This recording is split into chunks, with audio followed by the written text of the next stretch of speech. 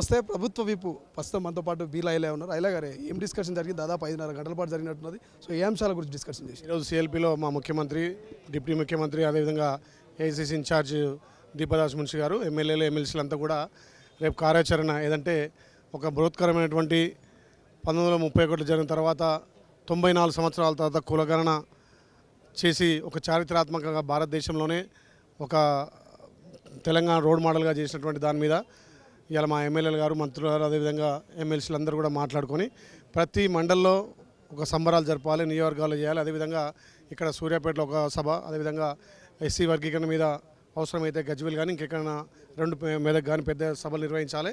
దానికి మేము అందరం కార్యాచరణగా పెద్ద ఎత్తున ప్రజల్లో తీసుకుపోవాలి. దీని మీద కొన్ని వర్గాలు, కొంతమంది గిట్టని వాళ్ళు దుష్ప్రచారం చేస్తూ దాన్ని ప్రజల్లో తిప్పికొట్టడానికి ఏదైతే మేము ఒక నిబద్ధతతోటి గత ప్రభుత్వాలు ఎవరు కూడా ఇంత పెద్ద ఎత్తున కులగణన చేయలేదు.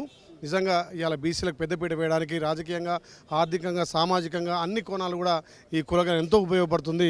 దీన్ని జీర్ణించుకోలేని కొన్ని పార్టీలు దీని మీద దుష్ప్రచారం చేయాల్సి వస్తుంది. దాన్ని తిప్పుకోవడానికి మేము అందరం సమర్థమవుతున్నాం. అలాంటి భేటీ మీద కూడా కాంగ్రెస్ పార్టీలో కొంతమంది అసంతృప్తి ఉన్నారు. వాళ్ళ రహస్య భేటీ పెట్టుకున్నారు. వాళ్ళని బుజ్జగించే ప్రయత్నమే ఇవాళ ముఖ్యమంత్రి చేసినని బీజేపీ నాయకులు చెప్తా ఉన్నారు. వాస్తవేనా? అలాంటిది ఏం లేదు. మేము కార్యాచరణ ముందుకు పోయినాం. మా నియోజకవర్గాల్లో ఉన్నటువంటి సమస్యలను కూడా మా ముఖ్యమంత్రి దృష్టి కానీ మా డిప్యూటీ ముఖ్యమంత్రి దృష్టికి తీసుకుపోయినాం. ఇక్కడ అందరం కలిసిమెలిసిగా పనిచేస్తాం. ప్రజాపాలన వచ్చి 14 నెలలే. మాకు ఇప్పటికే ఒక్కొక్క నియోజకవర్గానికి 30 కోట్లు 40 కోట్ల నిధులు కూడా గౌరవ ముఖ్యమంత్రి ఎన్ఆర్జీఎస్ ద్వారా కానీ స్పెషల్ డెవలప్మెంట్ కూడా ఇవ్వడం జరిగింది. ఎక్కడ కూడా ఇబ్బంది లేదు. కాకపోతే కొంతమంది వాళ్ళ పర్సనల్ 2-3 మాట్లాడుకున్నాను కూడా మన ఇంటి వ్యవహారం ఇంట్లో కూర్చొని మాట్లాడుకున్నాను తప్ప ఎక్కడ కూడా దాని మీద మీటింగ్ కాదు. ఏమున్నా ఎస్సీ వర్గీకరణ, కులగణన మీద పెద్ద ఎత్తున ప్రజల్లోకి చర్చ జరగాలి, ప్రజల్లోకి తీసుకెళ్లాలి. ఇలా ప్రజలకు అర్థమయ్యే విధంగా బీసీ బిడ్డలకు పెద్దపీట వేయడానికి, ఏదైతే కామారెడ్డి డిక్లరేషన్ ఇంప్లిమెంట్ చేయడానికి 42% ఏ చిక్కు లేకుండా ఇలా కులగణన ద్వారా ఢిల్లీకి రిపోర్ట్ పంపి అక్కడి నుంచి కేంద్ర అనుమతి కూడా తీసుకొని స్థానిక సంస్థల్లో 42% బీసీ ప్రజలకు ఇచ్చే విధంగా ముందు పోవడానికి కార్యాచరణ చేస్తున్నాం. ప్రభుత్వం సంతృప్తిగా ఉన్నప్పుడు కానీ బీసీ నాయకులు మాత్రం సంతృప్తిగా లేనట్టు తెలుస్తోంది. కాకి లెక్కలు, తప్పు లెక్కలు, బీసీలకు అన్యాయం జరుగుతుందండి. బీసీ సంఘాలు, బీసీ నాయకులుగా ఏం చెప్తారు మీరు? మరి ఎక్కడనే వెళ్తాను లెక్కలు? గత 95 సంవత్సరాలుగా ఎక్కడ కూడా జరగలే. బ్రిటిష్ పాలనలో 1931 జరిగినటువంటి కులగణన తప్ప మరి వాళ్ళతో ఏ లెక్కలు ఉన్నాయి? ఎస్కే సర్వే చేసిరు. ఆ రోజు మరి చట్టబద్ధత లేదు, కనీసం అది ఫామ్ హౌస్కే పరిమితమైంది. మరి ఏ లెక్కల ఆధారంగా బీసీ సంఘాలు కానీ బయట దుష్ప్రచారం చేసేవాళ్ళు ఏ ఆధారంతో అంటున్నారు?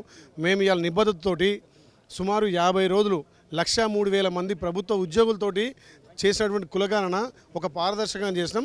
దీని మీద గిట్టని వాళ్ళు అట్లా దుష్ప్రచారం చేస్తూ తప్ప ఇది ఒక పారదర్శకంగా ఉంది. మేము ఎక్కడికక్కడ ప్రజెంటేషన్ చేసి ప్రజలకు కూడా తెలియజేస్తాం. ఎస్సీ వర్గీకరణకు సంబంధించి కూడా మనకు మాదిగా సాటిస్ఫాక్షన్ లేదు. 11% రావాల్సిన మాదిగలకు మరి 9% ఎట్లా ఇస్తారు? మా వాటా మాకు కావాలని చెప్పేసి డిమాండ్ చేస్తున్నాడు. ఎట్లా చూస్తారు?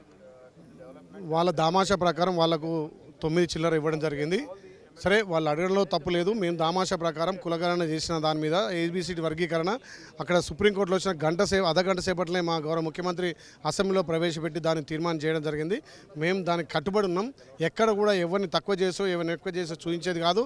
ఎవరికి ఎంత వాటా రావాలో అంత వాటా నిష్పత్తి తప్పకుండా మా ప్రభుత్వం చేకూరుతుంది. కేటీఆర్ ఢిల్లీకి పోయి పార్టీ ఫిరాయింపుల మీద యాక్షన్ ఉంటుందని చెప్తారు. ఉప ఎన్నికలు అంటారు. ఉప ఎన్నికలకు మీరు సిద్ధంగా ఉన్నారా? వచ్చే అవకాశం ఉందా?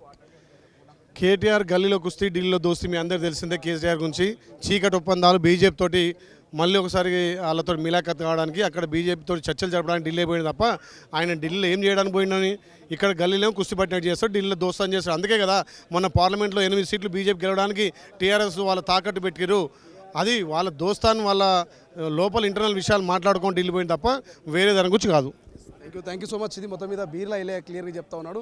కేవలం ఇలా ఎంసీఆర్ హెచ్ఆర్డీలకు సంబంధించి కాంగ్రెస్ సంబంధించినటువంటి మంత్రులు ఎమ్మెల్యేలంతా కూడా భేటీ అయ్యారు. ప్రధానంగా భవిష్యత్తులో మెదక్లో ఎస్సీ వర్గీకరణకు సంబంధించి కావచ్చు, ఇటు వరంగల్కి సంబంధించి బీసీల కులగణనకు సంబంధించి 2 భారీ బహిరంగ సభలు పెట్టబోతాను. రాహుల్ గాంధీని గెస్ట్గా పిలవబోతున్నాము. ప్రధానంగా ఎస్సీ వర్గీకరణకు సంబంధించి కావచ్చు, బీసీ కులగణనకు సంబంధించి కావచ్చు, రానటువంటి ఏవైతే లోకల్ బాడీ ఎన్నికలు, అదేవిధంగా జిహెచ్ఎంసీ ఎన్నికలు కావచ్చు, అదేవిధంగా ఎమ్మెల్సీ ఎన్నికలు, ఈ ఎన్నికల్లో భాగంగా గ్రామాల్లోకి ప్రజల్లోకి ఈ యొక్క అంశాలను తీసుకుపోవాలి, చేసిన పని ప్రభుత్వం చెప్పుకోవాలన్నటువంటి సంబంధించిన కార్యాచరణ మీద దిశానిర్దేశం చేశారు ముఖ్యమంత్రి గారు.